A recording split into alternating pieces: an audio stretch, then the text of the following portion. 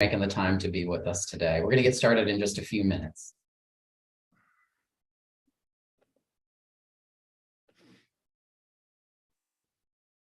Welcome, everyone. Thank you for making the time to be with us today. We're going to get started in just a moment.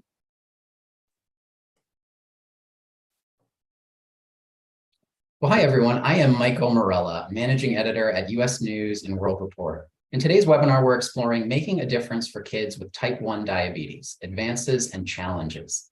Today's session is part of the Transforming Pediatric Healthcare virtual event series, produced by US News and developed with support from Children's Hospital and its flagship hospital, Children's Health and its flagship hospital, Children's Medical Center, Dallas. You can learn more about today's speakers and all of our programs at usnews.com/events.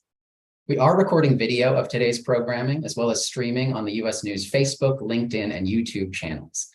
Now I'd like to welcome our panel. With us today are Dr. Shomo Adhikari, pediatric endocrinologist with Children's Health in Dallas, Dr. Sarah Carruthers, clinical director of the Division of Endocrinology at Cincinnati Children's, Dr. Aaron Kowalski, CEO of the JDRF, and Dr. Jennifer Raymond, division chief of the Center for Endocrinology, Diabetes, and Metabolism at Children's Hospital, Los Angeles. Thank you all for making the time to be with us today. Now, here to lead the discussion is Shanley Chen, our senior editor of health. But before we turn it over to her, I just want to say to those of you in our audience with us live, as you have questions, we ask that you please type them into the Q&A feature in Zoom on your screen. Our team will review those in real time. We'll try to incorporate some of those as we can throughout the hour. Now I'll turn it over to you, Shanley. Thank you, Michael, and a warm welcome to our speakers. In 2021, the life-saving drug insulin turned 100 years old. So much has changed since researchers made that watershed discovery in 1921, which majorly improved the outlook for people with type 1 diabetes, but challenges remain. Before we dive in, Dr. Adhikari, can you remind us what is type 1 diabetes and what makes it a particularly difficult diagnosis for kids, parents, and doctors such as yourself?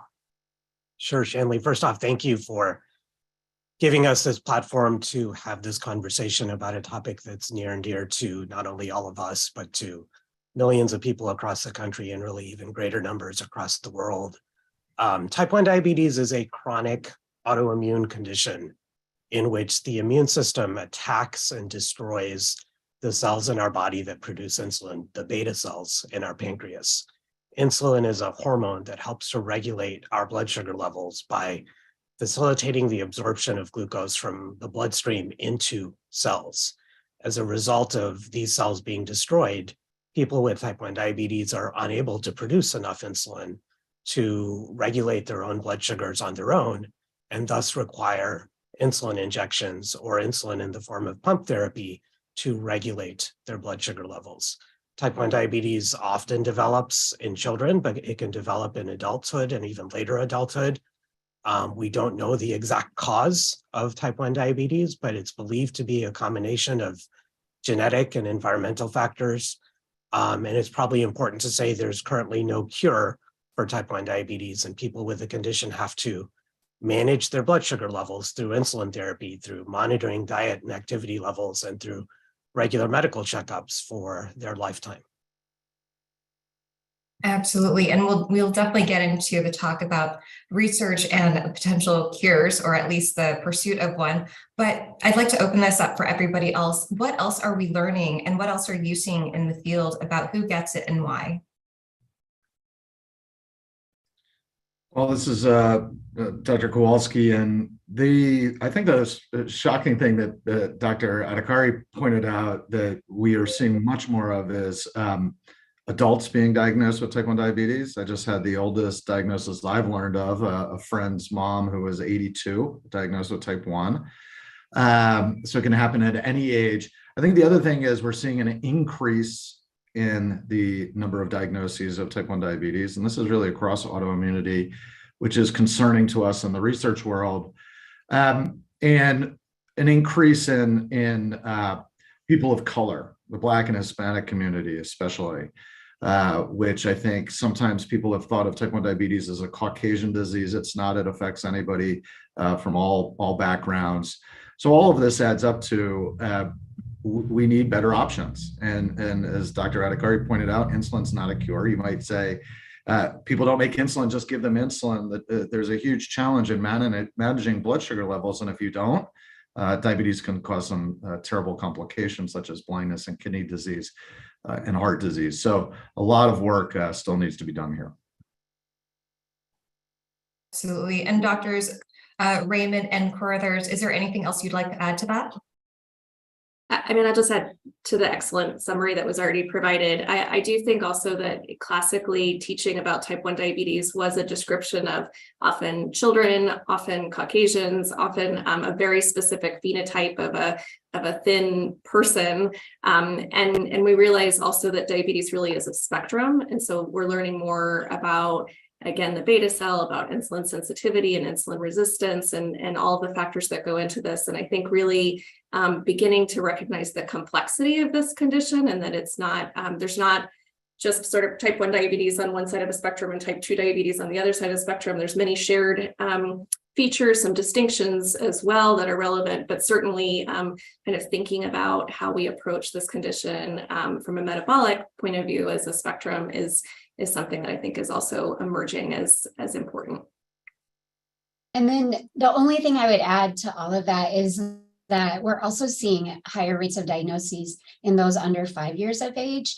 And if you think about how hard it is to just care for anyone under 5, if they also have type 1 diabetes and can't even maybe verbally share with you or, be able to explain what's happening, I think it's the largest or the fastest growing rate of diagnoses, and also incredibly challenging to manage. And I think it makes everything else that we've reviewed as far as technology and cure even more important, because it's so challenging for the little ones. Absolutely. And as we're talking about the little ones, I do want to turn to Dr. Kowalski. You're the CEO of the JDRF, which is the leading global organization dedicated to funding type 1 diabetes research. But for you, this pursuit to find breakthroughs that can prevent, treat, and perhaps one day cure type 1 diabetes is personal. So can you share with us how this disease has impacted you so personally, and how life has changed for people with type 1 diabetes since then? Sure. So my family has been doing this a long time. I'm one of the oldest of 6 children in my family, and my brother, who's second in line, so to speak, was diagnosed when he was 3 in 1977. So a long time ago. And then I was diagnosed when I was 13 in 84. And we've come a long, long way. Well, let's just say that I always say that there's never a good time to be diagnosed with type 1, but it's much, much different. So for example, when my brother was diagnosed, it was urine glucose testing. You were pretty much told you were going to go blind within 20 years. 2 shots of cow and pig insulin a day. And it was an incredibly difficult disease to manage. I mean, Dr. Raymond points out toddlers, imagine treating a toddler like that. It was hard for my parents. And then of course to have 2 kids was doubly hard, or maybe even triply hard. So here we are today, and JDRF was founded to cure type 1 diabetes, and I'm sure we'll talk about that. One of my things that I did before I was CEO, I ran our research department. And growing up at JDRF, worked on treatments. It was a passion of mine because my brother suffers from what's called hypoglycemia unawareness. He doesn't sense when his blood sugar is dropping. And that can be very, very life-threatening. He's had multiple seizures, been hospitalized. And today, we now wear what are called continuous glucose monitors. You now see these advertised on TV. They're even penetrating beyond the diabetes market. We wear automated insulin delivery systems. So Dr. Adhikari talked about insulin pumps. Now we can have the pumps talking to the glucose sensors and acting in a quasi artificial pancreas. It's not fully there yet. There's some physiologic challenges in doing it fully automatically, but it all adds up to it's better. And it's better in terms of our A1Cs, the metric we use for kind of 3-month glucose control, our rates of hypoglycemia. And the other thing, I guess, just to finish, is that's often not talked about, I think, enough in the community of people who think about diabetes, is the psychological burden of the disease, what we call psychosocial aspects of it, which is is really pervasive in our community with higher rates of depression, anxiety, eating disorders. The minimizing the treatment burden can add beneficial aspects on the psychosocial side. And I've certainly, and my family certainly benefited on that front as well.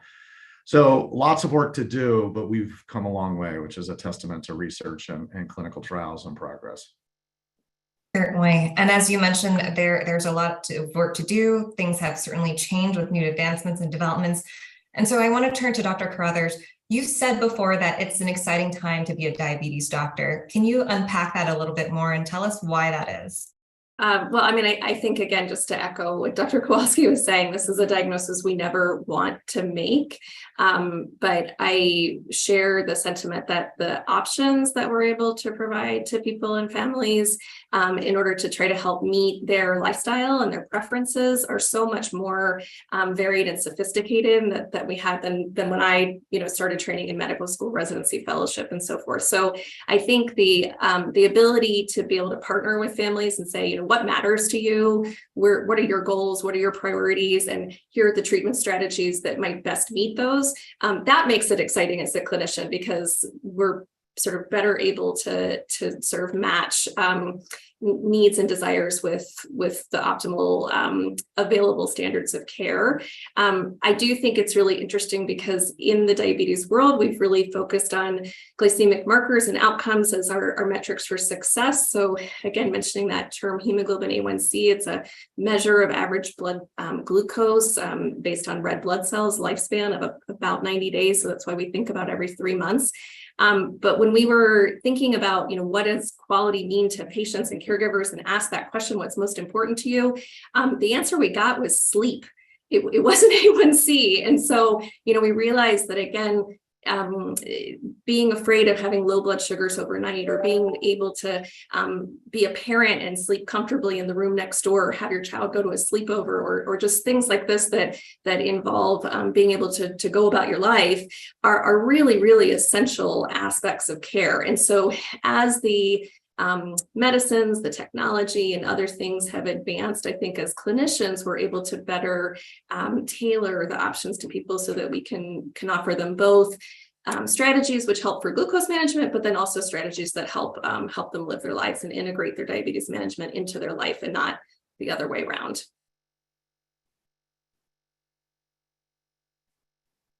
Certainly. And Dr. Raymond, was there anything else that you wanted to add?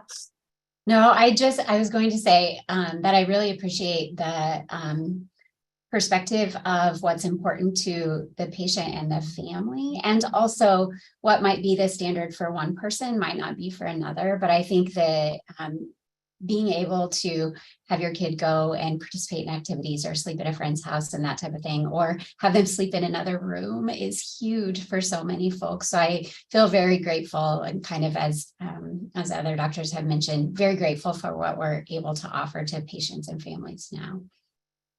Absolutely. And I think you had also mentioned before too, the importance of getting those lived experiences for patient-reported outcomes. Absolutely. And one of the things that has certainly taken off during this time, especially during the pandemic, is telemedicine. And so a lot of people are now focusing more on telehealth and how they're able to reach communities, especially those in areas that aren't able to access the healthcare clinics. So can you tell us a little bit about how you're putting telehealth and telemedicine to use for young patients and for families? Yeah, absolutely. So it's interesting because I had been doing research and work before looking at young adults who are one of the populations that really struggle with coming to routine appointments and staying very engaged in their care. So prior to 2020, we had been using a model to be able to engage young folks in their care a little bit more regularly. And we're actually seeing really positive outcomes. So come March 13th, 2020, when my chair called me and was like, we're going to be closing clinics next week, I was like, yes, we can do this, right? So we took everything that we had been doing for research and really, used that to transition the care model in our clinic. And so for us right now, what it looks like is we're using telehealth as a way again, in a very person-centered approach. So what's most comfortable to patients and families, it's a way to have routine care and also more in between appointments. So we're able to do either alternating appointments or maybe once a year in person. And I think it helps us, or we know that the data shows that we see increased frequency of visits and successful completion of visits. And so we're able to contact our patients and family more, but also again, on the patient and family kind of well-being and quality of life side, you can miss less school and less work and not have to drive, or depending on where you live and there could be weather challenges and that type of thing. So definitely multiple benefits, both for the clinic and the hospital or diabetes center, as well as for the patient and family, and then what their daily lives look like. I sometimes think about all that we ask on a daily basis for folks with diabetes, but then we also ask them to come to a clinic and see us and potentially be in traffic and waiting and those types of things every 3 months. And that's huge. And if you're, in school and missing, those types of interactions, that can be significant. And we've also recently kind of like next step for us is we're partnering with the Los Angeles School District to be able to see patients from the school, working with the school nurses. And so we're starting specifically in diabetes. Biased in my view that it's one of the more chronic diseases that really sets itself up well for that. But that's kind of our next step, is to work through the schools, which folks had also been doing prior to the pandemic.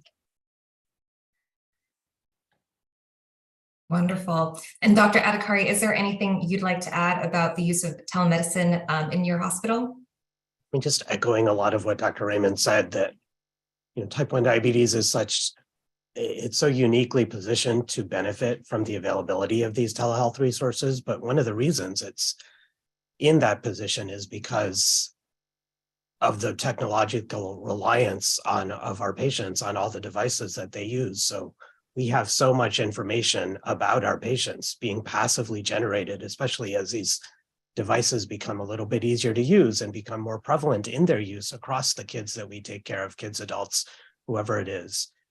So we have enough information to be a resource to our patients without being physically present with them in clinic. And now it behooves us to begin to address maybe the next step, which is how do we increase the access to all of the technology that certain segments of our population are really beginning to really be able to utilize. But how do we decrease the educational hurdles? How do we decrease the language hurdles? How do we decrease the cost hurdles? How do we begin to really make sure that all of these tools, be it telehealth or the tools that make telehealth usable, are equally accessible to all segments of our population? Those are some of the things that we're faced with confronting as we look forward to the next several months. Absolutely. And we definitely want to dive into the health equity aspect a little bit more, especially as it relates to technology and access. But talking a little bit more about innovation, I know Dr. Kowalski and several of you have already mentioned the development of closed loops and the continuous glucose monitors, such as the artificial pancreas. Let's talk a little bit more about what's exciting on that innovation front. So how has technology changed the way we're able to care for kids with type 1 diabetes? And what excites you most about the direction we're headed in terms of innovation and technology? I'm happy to jump in. I think when we talk about closed loop systems, it's something I worked on personally for over a decade, and going out and speaking with families. I'm in San Francisco today and spoke to a bunch of families last night. And I asked how many people are using technology, and almost every family in the room is. And the burden of diabetes growing up, for me at least, poking your fingers many times a day, don't do that anymore.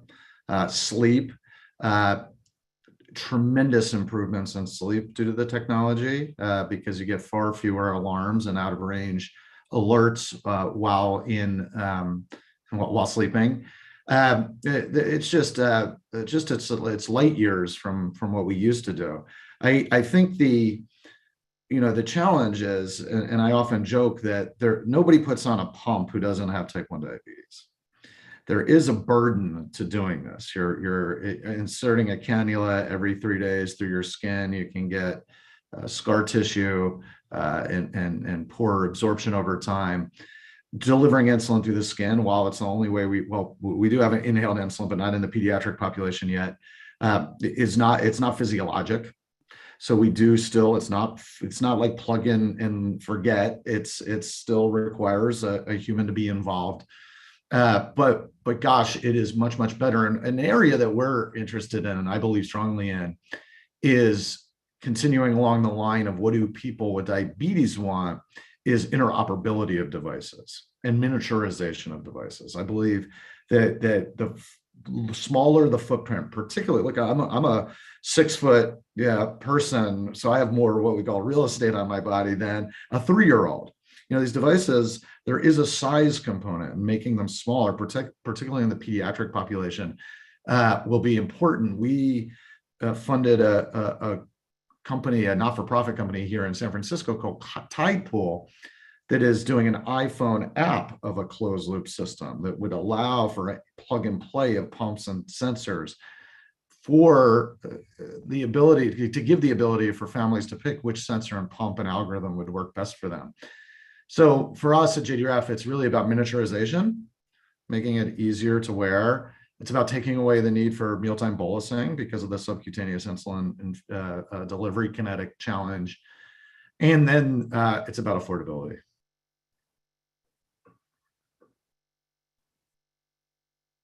I'll take that and run with it a little bit if I can, just to add to what Dr. Kowalski said. We just saw, many of us probably kept up with, one of the larger meetings in the world every year that focuses on the utilization of diabetes technology, and the ATTD meeting in Germany. And there was a lot of inertia towards one of the last things that he said, which is, every statement about technology and diabetes really needs to have burden in it, I think.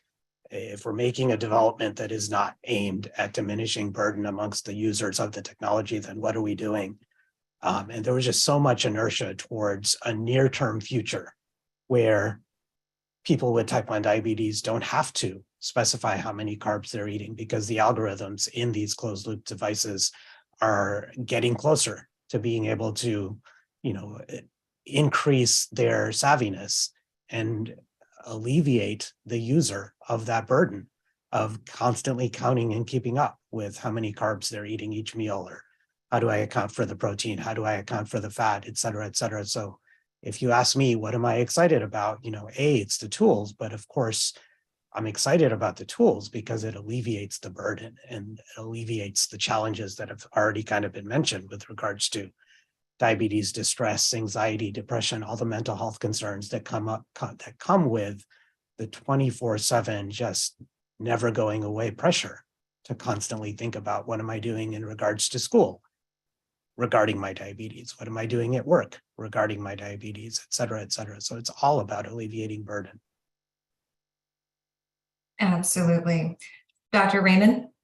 Yeah, I was going to say, I think definitely excited about all of the things that have been mentioned. And just to kind of continue that, I think I get to work in a hospital that serves a predominantly Medicaid population and a predominant population of color. And so, as we had mentioned, there are significant disparities in those living with diabetes that are not white, privately insured, higher socioeconomic status.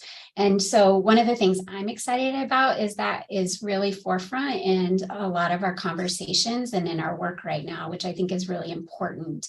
And so that, in conjunction with really working with communities, and so understanding that we, in the way that we've trained up until now, don't have the answers for those that come from, different backgrounds or have different lived experiences. So how do we really partner with communities and stakeholders to best understand how to address some of those disparities in access? And that makes me excited because it is really, as many have mentioned, it's kind of like part of the conversation now, which I think is really critical. Yeah, Shanley, if it's okay, I'll follow Dr. Raymond and others, and just also continue that thread by saying, I think these advances in technology that limit burden are the things that excite all of us in the community and in the field. And I do think that the conversation about access to them really matters, because it's beyond even just the device itself. It's having the right phone, right? Having the right model of the right phone that runs the right app that does the thing, or having access to Wi-Fi, or having access to getting supplies delivered to your home without threat of them being stolen from your doorstep, or those types of things. So I think just as we think about these really, really exciting, important innovations, we're also trying to deploy them and implement them in real world settings, and just try to think about what are the downstream impacts of them. So it's exciting to see the community thinking in both ways, sort of advancing the innovation, but also really trying to think about the delivery.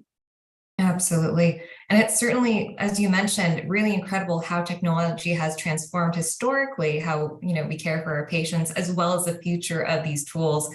And based on everything that you all have mentioned, it really does sound like we're approaching this inflection point in time where there's a convergence of various technologies, artificial intelligence and apps and everything like that. But as many of you have expressed, these innovations, it's really kind of a double-edged sword. We have the digital divide with the lack of access. So, you have all expressed that these are almost widening some of the gaps in health equity. So I'm hoping that you can dive into that a little bit more, but also address what some of you and your institutions are doing to solve those problems. Dr. Raymond or Dr. Adhikari? Yeah, I'm happy to go. So I do think one of the things I keep thinking about the work and the research and things that we're doing right now is if we are not attentive and paying, really focusing on the fact that we can widen the disparities and widen the gaps. If we're not thinking about everything that Dr. Crothers mentioned, well, and everyone else, that as technology increases, the gap can widen, and we definitely see that. So I think some of the things that are important and some of the things that we're doing specifically are to look at, again, engaging our communities. And I also think understanding where folks are coming from, right? Like many of us in the medical community live and work in this every day. But if someone's, daily life is survival and food or shelter or something like that, that's a different, perspective when you're coming into a clinic. So how to really think about where people are and what they're needing. And I had a kid in clinic on Monday tell me that they think that we should address the mental health piece and that what's happening at home before we talk about anything else in clinic. And I really like that model. If we went that approach in diabetes clinic, I think it would be great. But some of the things specifically beyond that we're doing is really looking at doing group-based care or education in the community versus specifically here. I think it's hard to think that everybody is going to get, especially in Los Angeles, get to this one hospital in this one place where parking is tough. And so how do we either do it in the community? How do we do it virtually? How do we do it through the schools? And those types of approaches. And then can we do it in a culturally and linguistically appropriate manner, which again, even thinking about the devices and technology, so much of it is only available in English and only available to those that have specific literacy and numeracy, abilities. And so how do we really think about changing that education and actually getting things to folks in a way that they can process it and use it? And so I think those are the things that are currently most important. And I think something for all of us to think about, right, as we're moving forward with new technologies. Dr. Adhikari, there was something that you wanted to mention? Well, being somebody who practices in Texas, I think a lot of what Dr. Raymond just said resonates pretty deeply with me as well. But, above and beyond that, we're trying to engage in conversation with that segment of our population that doesn't utilize technology, whether it be a CGM or a pump, and to better understand why, through surveying them, through understanding, was it never presented to you? Was it a cost issue? There's a stigma still associated with using devices, especially in the pediatric population, and kids don't want to be different. So, it's tough when you just walk into the room of a child who's been resistant to utilizing technology in the past to understand which of these things, or is it something completely different that's at the root of why they've elected to not follow the tide, so to speak, and follow the crowd. So trying to better understand what are the factors behind why some families choose not to utilize technology, I think is also a part of the mission in front of us. Absolutely. And Dr. Carruthers, you've mentioned another dimension about this topic, that sometimes clinical care can't keep pace with the new technologies being unveiled by the industry. How has this disconnect impacted the work that you do?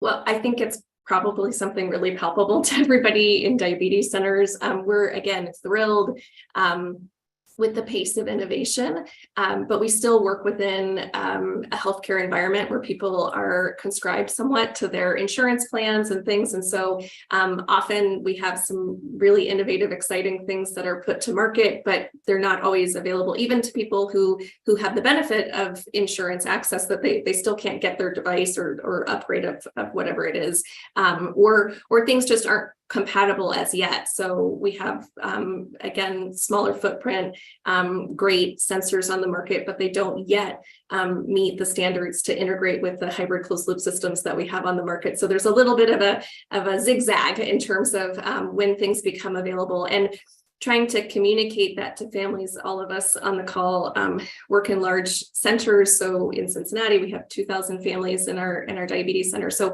trying to keep pace with communicating both the updates of here's the opportunities for your care, but then also the ability for the diabetes center to prescribe and to get those devices into the hands and bodies and so forth of the people who want to use them is not always linear. It's a little bit challenging, and it takes a considerable amount of staff time, to be quite honest, and sort of navigating the insurance system is challenging for a diabetes center. So it's especially challenging for individual families. So we have actually moved to a model where we have an insurance ombudsman role. So it's a person whose full-time job is just dedicated to understanding the landscape of pharmacy benefits and durable medical equipment benefits and those types of things, so that when families call and they're just, on their last bit of patience trying to figure out where to go, we have someone who can help with that. And I think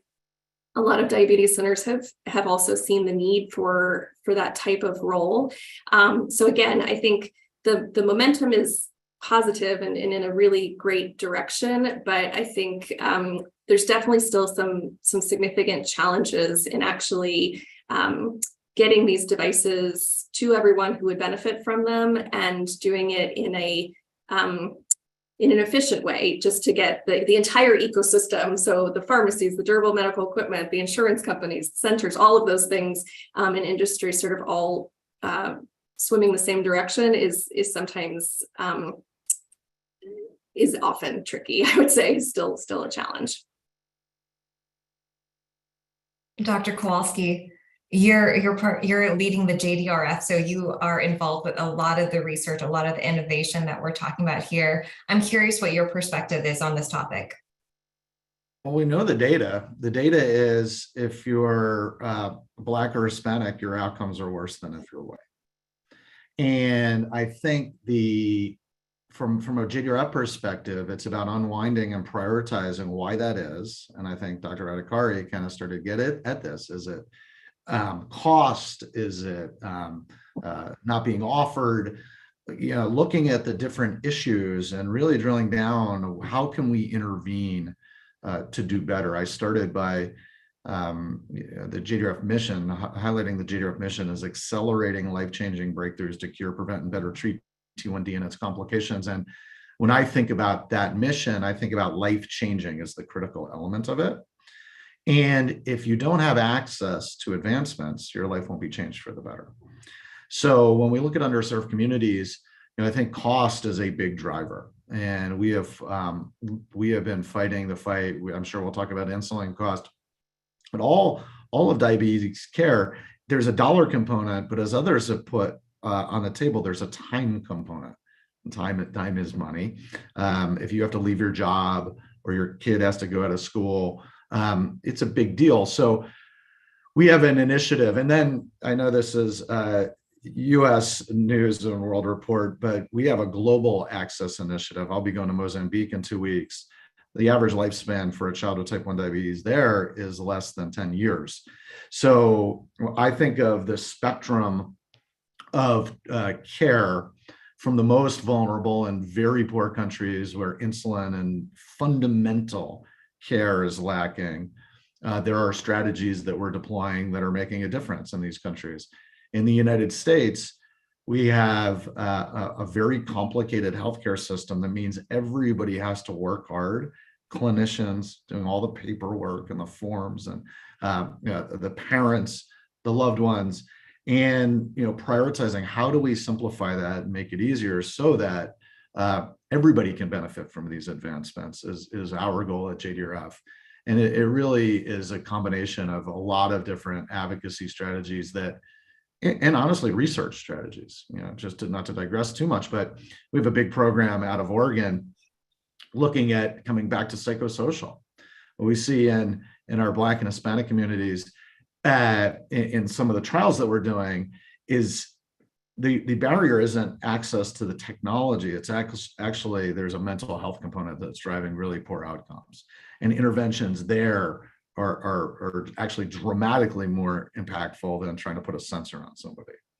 So that is a long-winded way of saying this is multifactorial, and picking the biggest factors and trying to make some headway there is kind of how we're trying to get at the problem.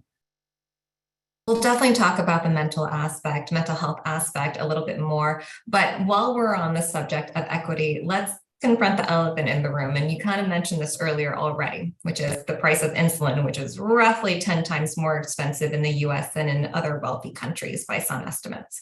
So news just broke that Eli Lilly, one of the main insulin manufacturers, has taken a major step to fill that gap by capping the price of its insulin at $35 for those who have private insurance or are uninsured. And this comes on the heels of the federal government's $35 cap for Medicare patients. Dr. Kowalski, since you are already talking about insulin, I'm hoping that you can answer this question. How are patients coping, and what action is needed to ensure all children and families can access a life-saving drug?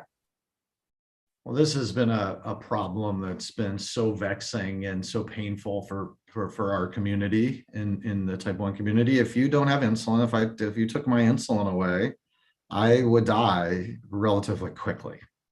It's life sustaining. So the fact that insulin is unaffordable is an unacceptable problem in the United States. And we've been working on for years now at JDRF. I'll give you a for example. My brother's who runs a small business, his deductible is over $10,000 a year, meaning he's paying the list price of what was over $300 a vial for insulin. That, in his case, was off patent.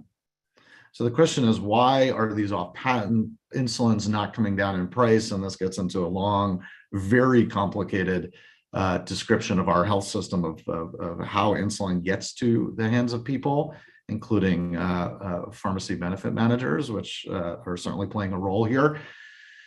We, JDRF, have been working on Capitol Hill for many years to try to put in place policies that would work here. We have seen movement in Medicare and some in Medicaid. But like you pointed out, if you are on a high deductible or uninsured, you really had significant problems. And the net of all this is 1/4 of people in this country are rationing insulin. I mean, that is just unbelievable. So today, Lilly announced movement, which is huge. JDRF partnered with the Helmsley Trust and a number of other folks to fund an initiative with a not-for-profit called Civica. Their goal is in the next year or so to make 3 generic insulins, Lantus, Novolog, and Humalog, available at essentially barely more than cost. I think maybe these are linked, the news here. But irrespective, these are hugely important steps, because no one should go without insulin for making the choice to buy food or pay rent or pay a car payment versus insulin. Dr. Raymond, I see you Oh, nodding. sorry, I was just going to say, I'm sorry to jump in there. I was just going to say, it's just fundamental, right? Because again, we had this conversation about like how excited we all are about the advances in technology, but if you don't have insulin to put in the pump, the pump can't do what it's designed to do. So I just, and again acknowledging the just incredible importance of making insulin affordable and accessible. Yeah.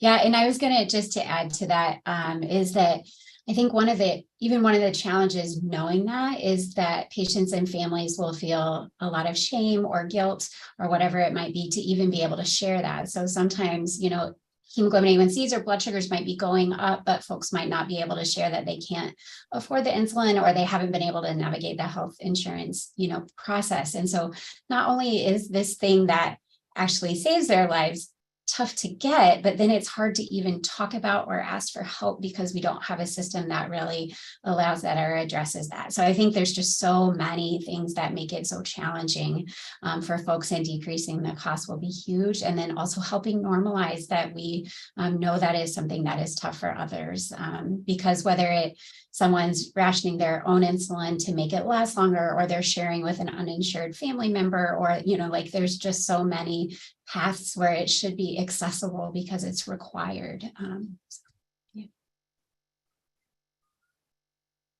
Dr. Adhikari, anything on your end? I mean, it's tough to add much to what's already been said, but above and beyond everything that has been said, I guess, even the Lilly news, that's great. It's going to infiltrate a certain segment of news readers and a certain segment of the population, but many people won't be aware of it for quite some time. So all the various, we can't give up on the fundamental mission of just making it cost less, but in the meantime, all the various means that do exist now to potentially get it into people's hands for less than whatever list price is, we have to continue to fight that fight of increasing awareness of who qualifies for what, and making sure that non-English speakers are made aware of these programs if they're appropriate for them, and that increasing just persistence on education and awareness of alternative means of getting insulin. We can't give up on that angle either. Absolutely. And Dr. Adhikari, while you're on that topic, you've previously expressed your enthusiasm over Tzield, which is the first drug approved to postpone type 1 diabetes in high-risk individuals.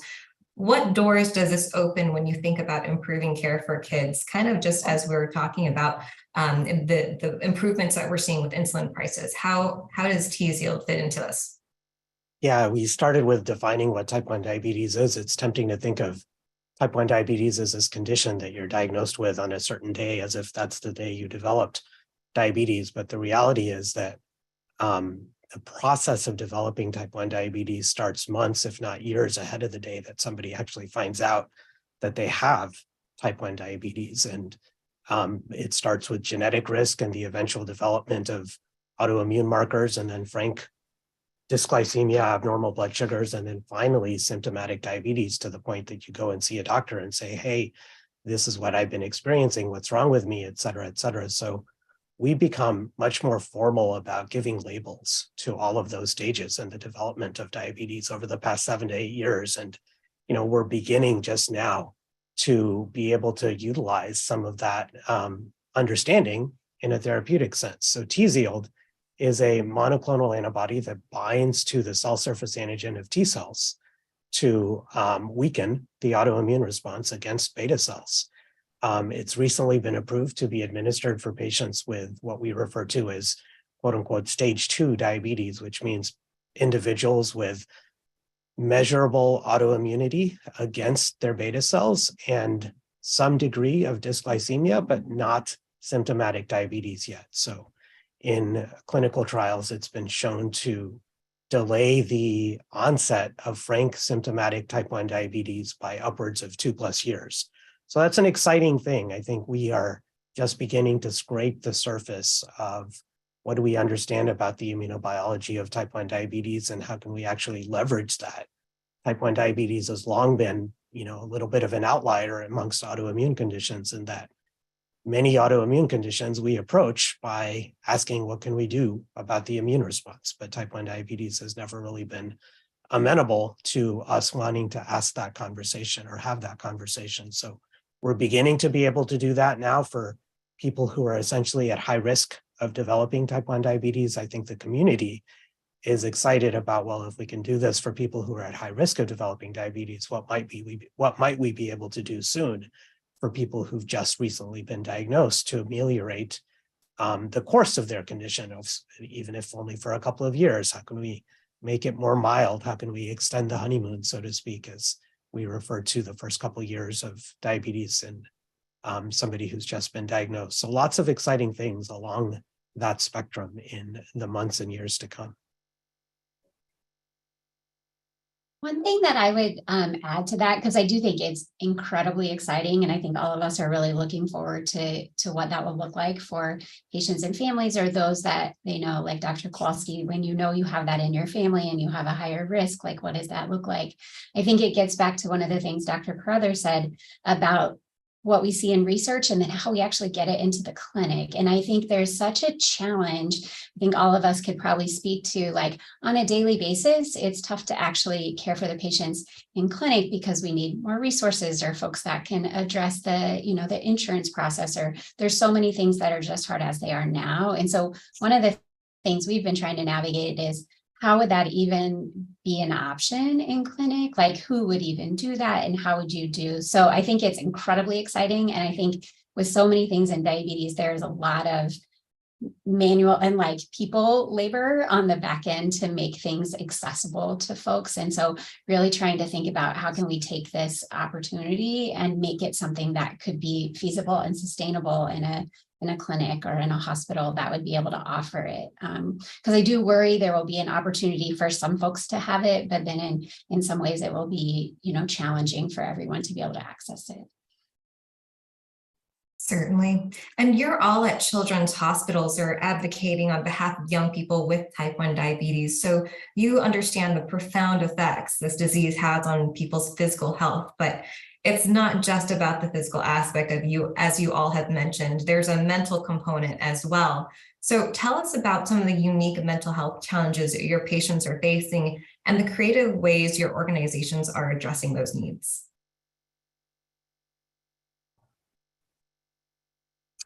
I'll take that. It's tempting for me when, thinking about a lot of the innovation in diabetes care delivery to make sure that we take a moment to highlight the role of the diabetes community itself in a lot of the advances that have, really been developed over the last, I'll say, several years, but even extending beyond that. And I think mental health at some level is no different. I think the diabetes community, not uniquely, but certainly in a really emphatic way, is tremendously supportful of itself. And one of the things that we do in our clinic certainly is make sure our patients know all of the various support resources that are out there for them to build a network and find other people who are going through similar challenges. And whether it be online communities or certainly in the pediatric patient population, and certainly in the North Texas region, the diabetes camp communities play a huge role in terms of mental health outcomes for our kids who are struggling with their diagnosis. When people think of diabetes camp, I think of summer camps. Our summer camp program in the fall, winter, and spring holds little get-togethers twice a week, every single week, for kids to get together with other kids who have diabetes if they don't have somebody in their school or in their immediate neighborhood who they know, just so they don't feel isolated, just so they don't feel like they're the only ones who are having to go through some of the challenges that their day-to-day kind of routine demands of them. So, and a lot of this is, not physician-led or industry-led or anything else. It's just kind of grassroots developed by the diabetes community itself.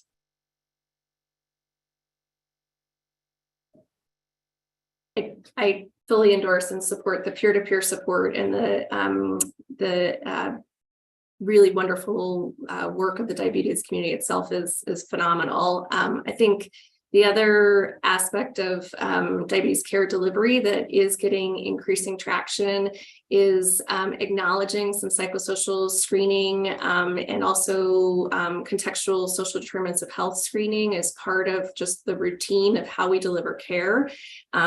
We check blood pressures at every visit because we know that blood pressure is a really important modifying factor over the lifetime and the disease trajectory and health outcomes of people with diabetes. And similarly, we think that screening for distress, screening for anxiety, screening for depression symptoms, those things play a tremendous role in sometimes a feed forward mechanism. So if you're feeling down, it's hard to take on some of the challenges and burdens of your self-management. And if the self-management is really tricky, then that can, impact your mood. So those things are not separate from diabetes care. Those things are intrinsic to delivering comprehensive diabetes care. And I think that we're getting better at training medical subspecialty clinics to sort of understand that these are not two separate categories of things, that really, psychosocial well-being is part of delivering high quality diabetes care. Similarly, I think that we're trying to embrace a strengths-based model too. So a lot of the screening has focused a bit on deficit models, I'll have to say, but I do think that really understanding what people feel confident about, what people feel is going well, where they have some high quality of life, those are really opportunities for us to bolster individuals and families and caregivers and tell them good job, because we hear a lot from families that sometimes diabetes feels like you're being graded all the time because there's so many numbers involved. So when we can say, like, you're really a rock star, like you're doing amazing, and this is really great that you found a peer support or you did this thing well, and can help not only yourself but someone else. I think it's great to find opportunities to have successes too. So I just would echo, I think the peer support, the community support, but also kind of from a clinical infrastructure perspective, really making this part of the way we think about comprehensive care is important. Yeah, and I would just kind of to continue that, because I +1 all of those comments. And then I would also say, I think really thinking about the way that we deliver care and having it be very person-centered. So what we walking into a room might think is going to be most important for a person, that might not be the case. And if we can really partner with them and collaborate with them to understand what's important to them, what their strengths are, what they actually want to be doing, then that can help them find success and hopefully then just build from there, which I think is different than much of medicine. That's not something we're really trained to do in many spaces. So I think it's important. And I think those that feel really passionate about diabetes do understand that and have that be a strong part of their care. So I just think it's important for us to also consider the time that we're with patients and families, how we can help, kind of flip or shift the way that we even think about diabetes. And I imagine just having that shift in conversation, having that shift in perspective is also really going to help change that conversation you have when you're transitioning them to adulthood, which I know a lot of you are all working so hard to ensure that that your patients are well positioned to successfully graduate into adult care systems. So can you walk me through, what does that preparation look like? And are there ingredients that other programs can replicate to really bolster their success? Dr. Carruthers, you should go. I was going to say, any of us talking about this, but this is an area that I really enjoy working with emerging adults. So, I think that type 1 diabetes is a lifelong condition, right? So we start at diagnosis by telling families, even if they're toddlers, this is a lifelong condition and we are going to take care of you in a pediatric setting, and we fully expect your child to graduate from our program, right? It's just similar to graduating high school or any other kind of lifetime milestone. And we're going to work with you to prepare you for that throughout. So I think that what's unique in the pediatric setting is that you're also working through developmental stages. So I think throughout the course of diagnosis at whatever age that happens, there's also some autonomy building and some partnership with parents or caregivers and sort of different strategies of how when diagnosed as a child, people will take ownership of their self-management.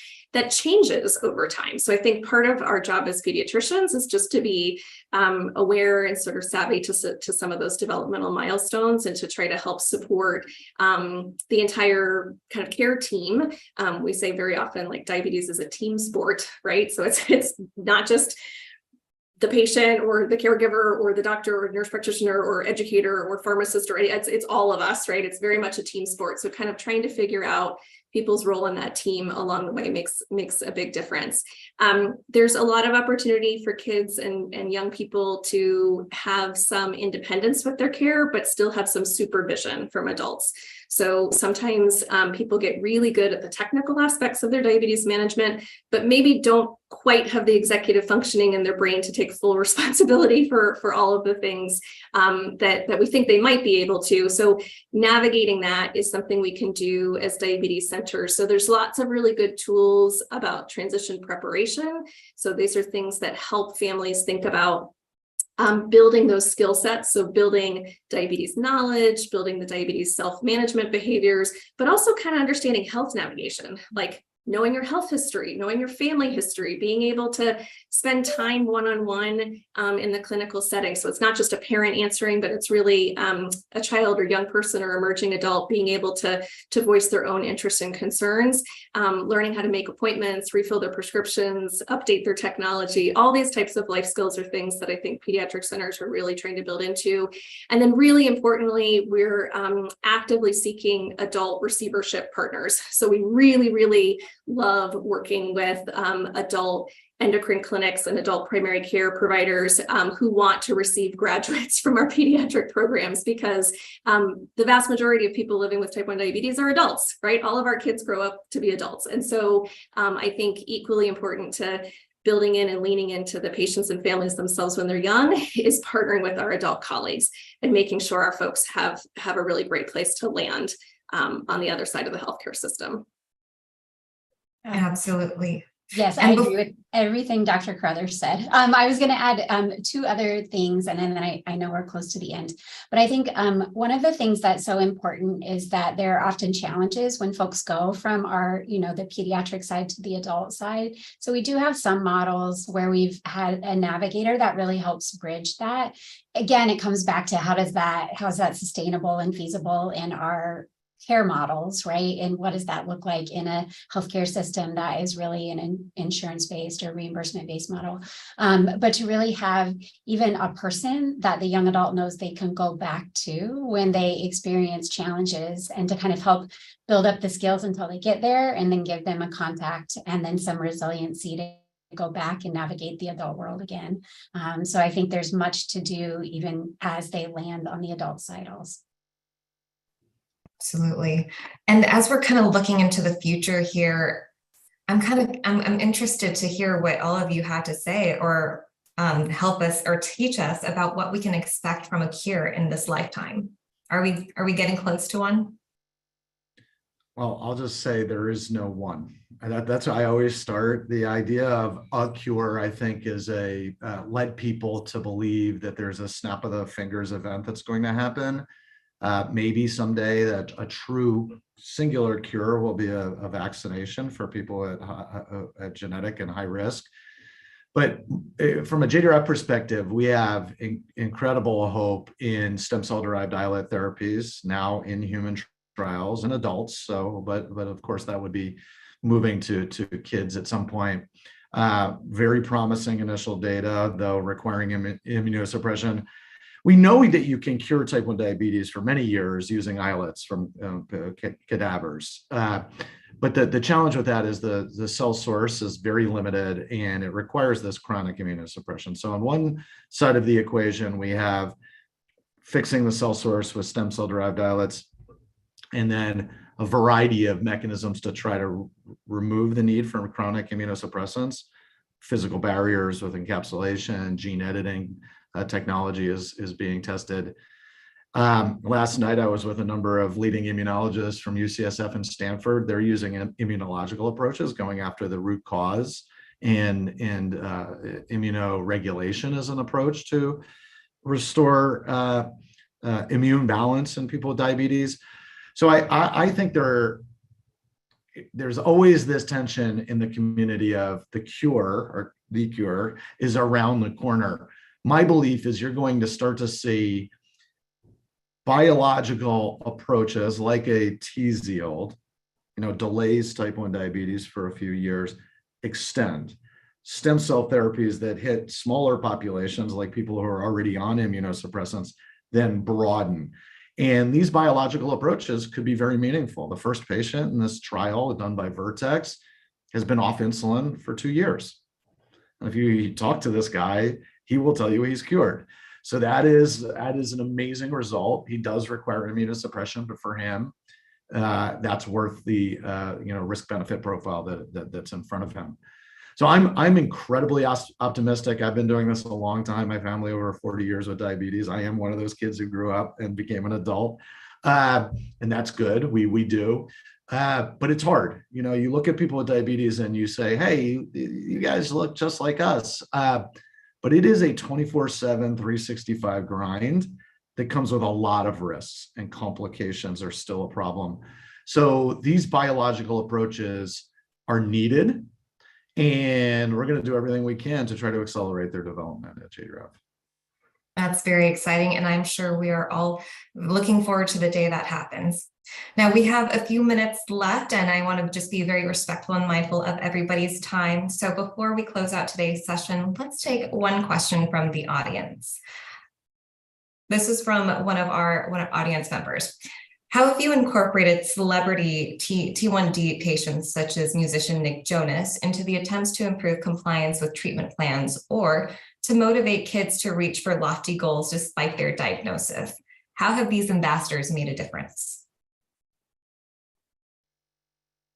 It's not about any one person, right? But just the sense of normalization, or the mission to normalize, and the mission to not steal a child's dreams at the time that they are diagnosed and their life has been turned sideways, is a big part of the message, right? If that's a athlete for one child and a dancer for another, then great. It's not necessarily one celebrity. It's just that message of empowerment and normalization is a big piece of the day one message for us. Yeah, I would say that my parents, I give them a ton of credit. When my brother and I were growing up, they said, you'll do anything your friends do and more. You might just have to work a little bit harder. And when you can see people like Judge Sotomayor, Supreme Court Justice with type 1, NFL players who are all pro, climbing Everest, whatever it is, business leaders, whatever your passion is, that people can do it.